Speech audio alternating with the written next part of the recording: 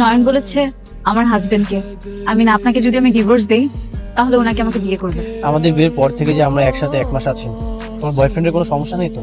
না না, ও আমাকে অন্ধের মতো বিশ্বাস করে। আপনি প্লিজ তাড়াতাড়ি আমাদের ডিভোর্সের ব্যবস্থাটা করুন না। করবো, তুমি একদমই চিন্তা করো না। তুই তো নিজের বউকে তার বয়ফ্রেন্ডের সাথে দেখা করতে নিয়ে গেছিস। তোর কি একটু লজ্জা শরম বলে কিছু নেই? মা, আমি যদি না নিয়ে যাই তাহলে কে নিয়ে যাবে? নিতে হবে কেন? ওর বিয়ে হয়েছে না, তারপর ওকে বয়ফ্রেন্ডের সাথে দেখা করতে হবে কেন? জোর করে কি আর মানুষ ধরে রাখা যায়? তার মন পড়ে আছে অন্য একটা জায়গায়।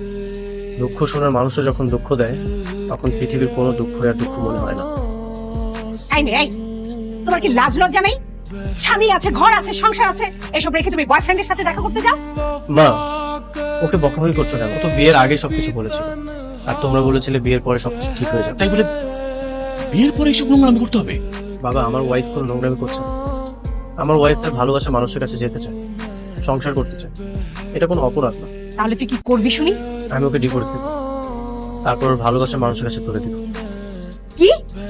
তুই তো নিজের বউকে ডিভোর্স দিয়ে তার এক্স বয়ফ্রেন্ডের হাতে তুলে দিবি?